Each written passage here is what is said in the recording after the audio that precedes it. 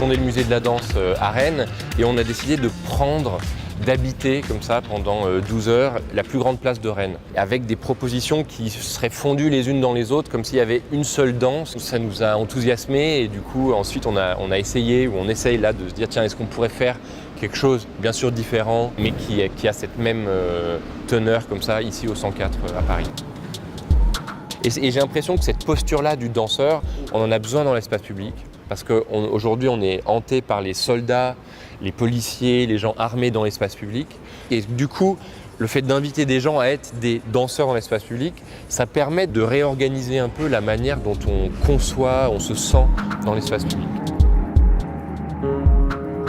Nous, ce qui nous importe, c'est qu'il y ait de la pédagogie, du spectacle, de la danse sociale, des danses traditionnelles, du spectacle professionnel, mais aussi du spectacle d'amateurs ou d'enfants.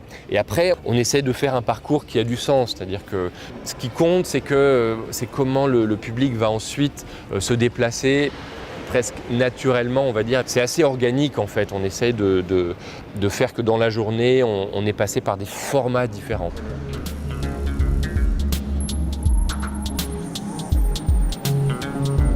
Finalement, la dimension participative, c'est pas notre obsession. L'idée, c'était de faire de l'architecture avec les corps. On peut dire que c'est participatif, mais en fait, c'est des manières de participer en fait très différentes. Parce que c'est vrai qu'il y a beaucoup de moments dans la journée où les gens peuvent basculer en fait du regardeur comme ça au fait d'être regardé, de faire, de participer. Donc c'est vraiment des différentes manières d'expérimenter la danse en fait.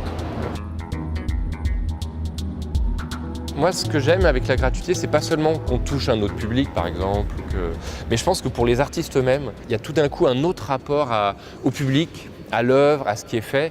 Et le fait de danser comme ça amène le béton, sans lumière, avec à peine un peu de musique. Mais par contre, au milieu des gens, tout d'un coup, l'art qu'on fait est différent. On peut quand même, dans cet espace-là public, accepter qu'il y a des identités, des cultures très différentes et que c'est néanmoins partagé sous une forme qui elle est contemporaine parce que c'est pas un festival, il n'y a pas de scène, il n'y a pas de tribune et du coup il y a une dimension qui fait que c'est un projet d'aujourd'hui et pas juste un événement, une fête de la danse. Ouais.